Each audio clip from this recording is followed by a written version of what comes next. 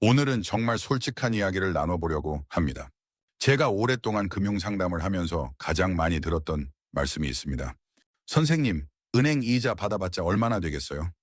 요즘 금리가 좀 올랐다고 하던데 그래봤자 내 통장엔 별로 안 들어오더라고요.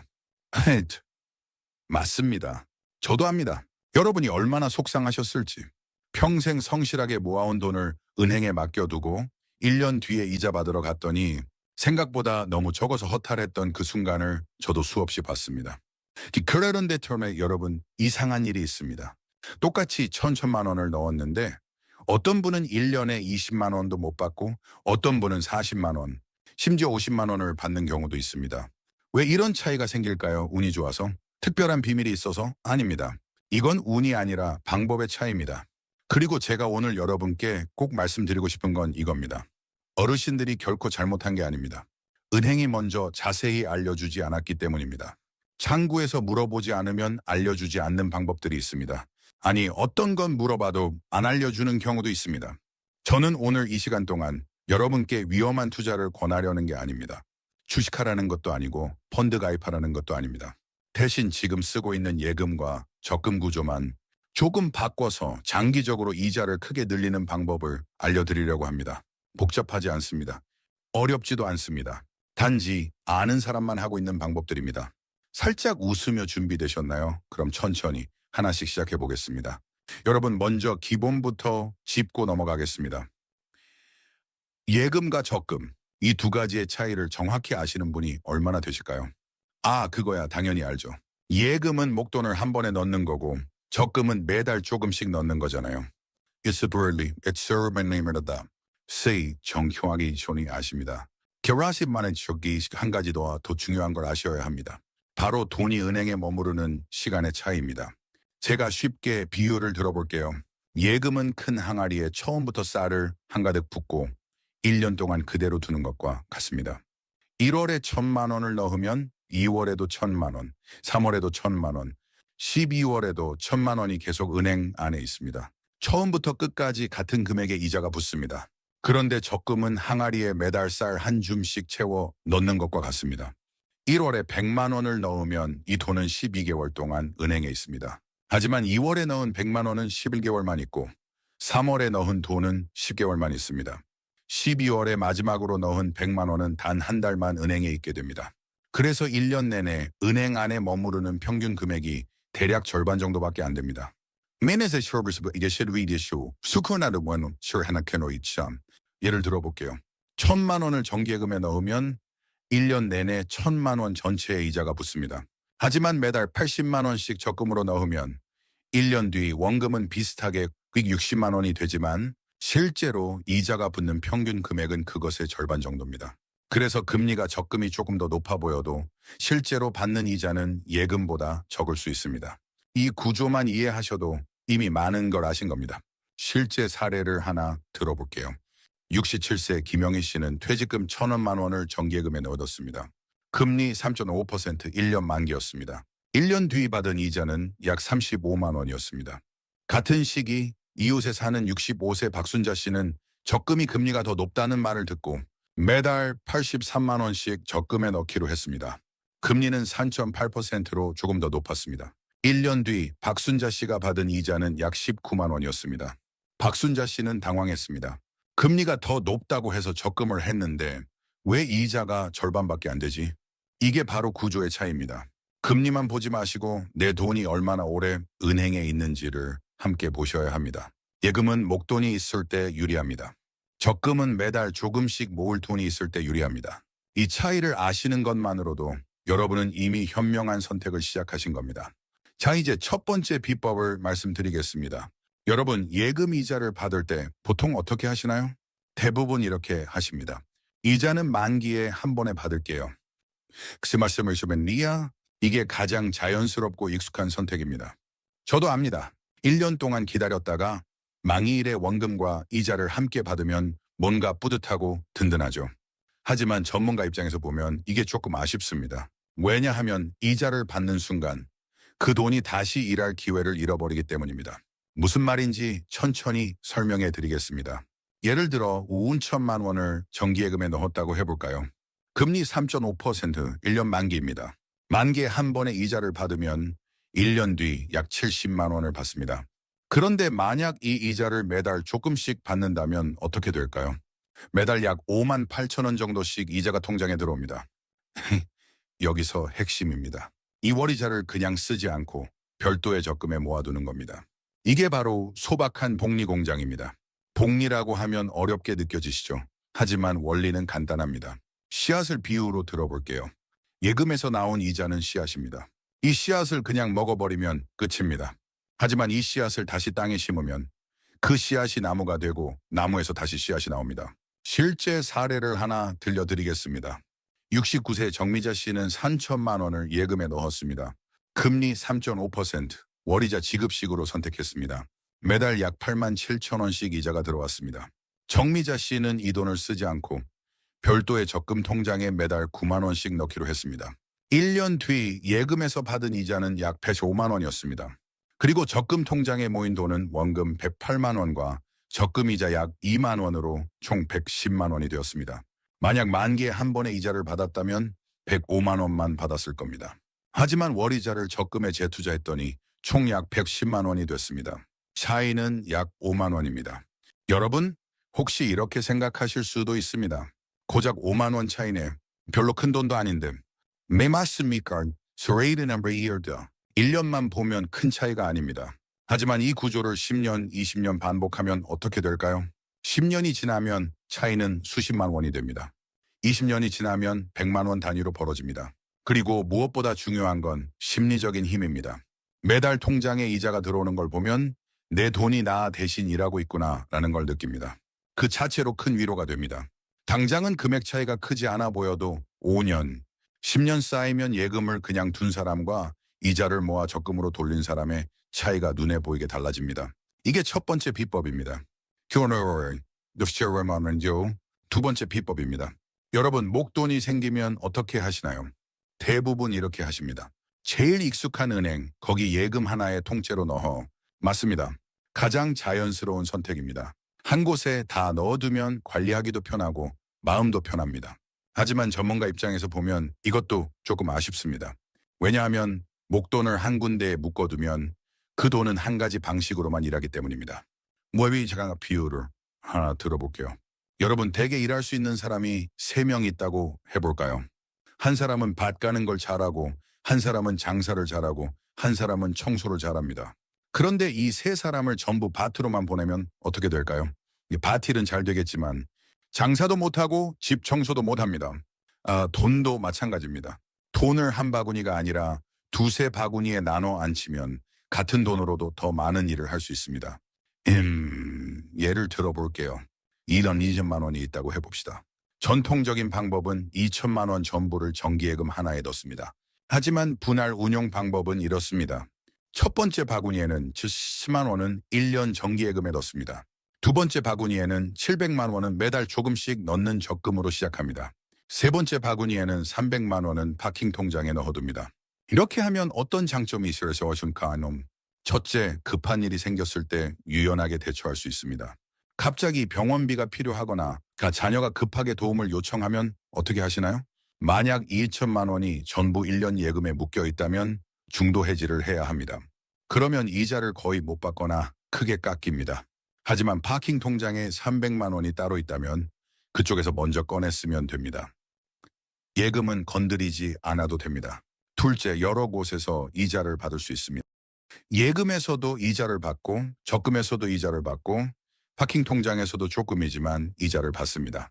여기서 파킹 통장에 대해 조금 설명해 드릴게요. 파킹 통장이란 입출금이 자유로우면서도 일반 입출금 통장보다 이자를 조금 더 주는 통장입니다. 요즘은 많은 은행에서 파킹 통장 상품을 내놓고 있습니다.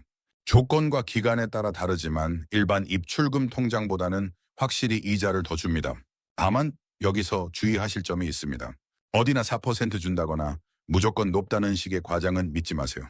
은행마다 상품마다 시기마다 금리가 다릅니다. 어떤 곳은 조건을 충족해야 높은 금리를 받을 수 있고 어떤 곳은 일정 기간만 우대 금리를 줍니다. 그래서 파킹 통장을 만들 때는 반드시 이렇게 물어보세요. 이 통장은 얼마까지 이자를 주나요? 조건이 있으면 기간 제한이 있나요? 이 세 가지만 확인하시면 됩니다. 실제 사례를 하나 들려드리겠습니다. 71세 최영수 씨는 4천만 원을 한 은행 예금에 다 넣어뒀습니다. 그런데 6개월 뒤 아들이 급하게 사업자금을 도와달라고 했습니다. 아내의 원 1,000만 원이 필요했습니다. 최영수 씨는 예금을 중도 해지했습니다. 그러자 6개월치 이자를 거의 못 받았습니다.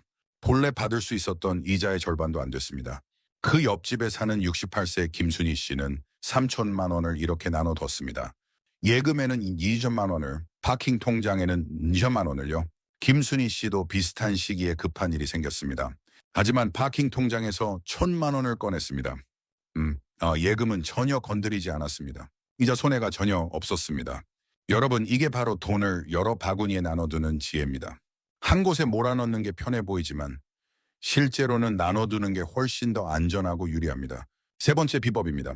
여러분 혹시 예금 이자를 받을 때 세금을 떼는 걸 아시나요? 네, 나르님 알아요. 이자가 100만 원이면 실제로는 84만 원 정도 받더라고요. 정확하십니다. 예금이나 적금 이자는 기본적으로 15.4%의 세금이 붙습니다. 그래서 100만 원 이자가 나와도 실제로 손해 쥐는 건 약 84만 원 정도입니다.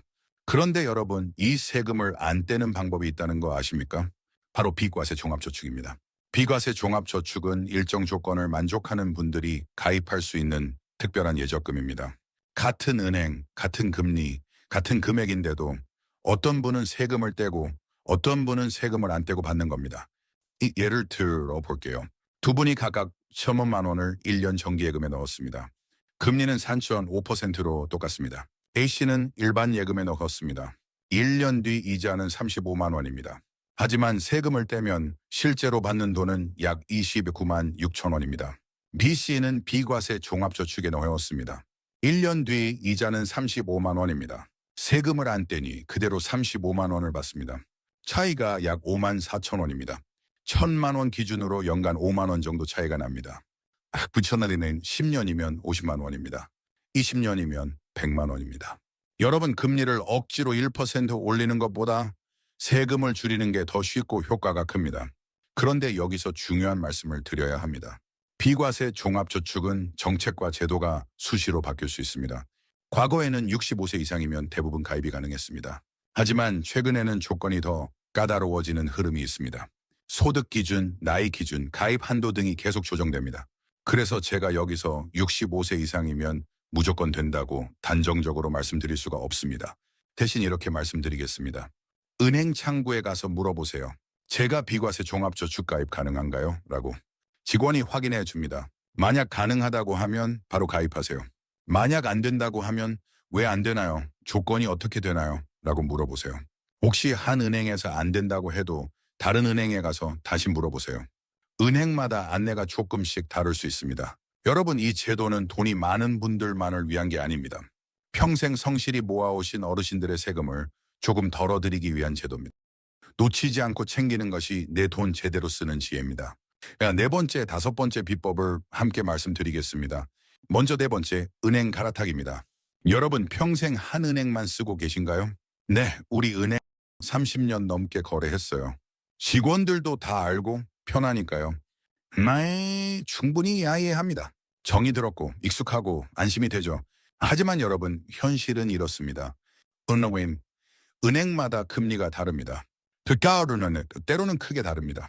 같은 1,000만 원을 넣어도 어느 은행은 이자를 조금, 어느 곳은 그보다 훨씬 많이 주는 경우가 있습니다. 그리고 은행마다 특판이라는 걸 합니다. 특판이란 일정 기간 동안만 금리를 높여주는 특별 판매 상품입니다. 이런 특판은 언제 나올지 모릅니다. 이번 달에는 A은행이 좋고 다음 달에는 B은행이 좋을 수 있습니다. 그래서 한 번쯤은 비교해보는 습관 자체가 중요합니다. 그래도 시중은행이 아닌 다른 은행은 좀 불안한데요.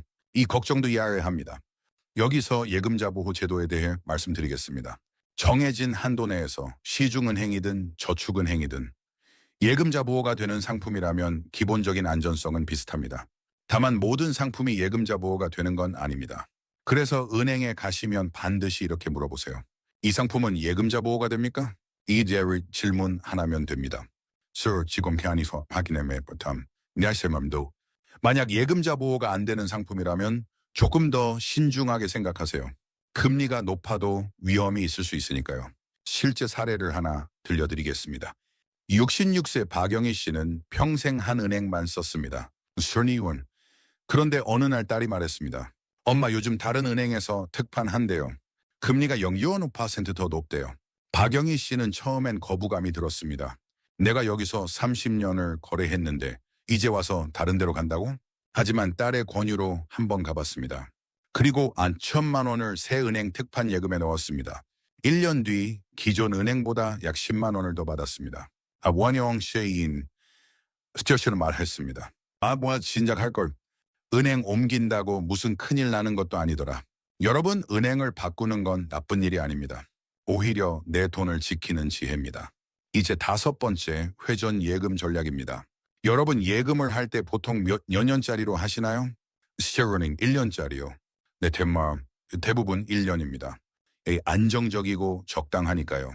그런데 요즘같이 금리가 자주 바뀌는 시대에는 1년 예금 하나로 묶는 것보다 3개월이나 6개월 예금을 여러 번 나눠서 가입하는 게 유리할 때도 있습니다.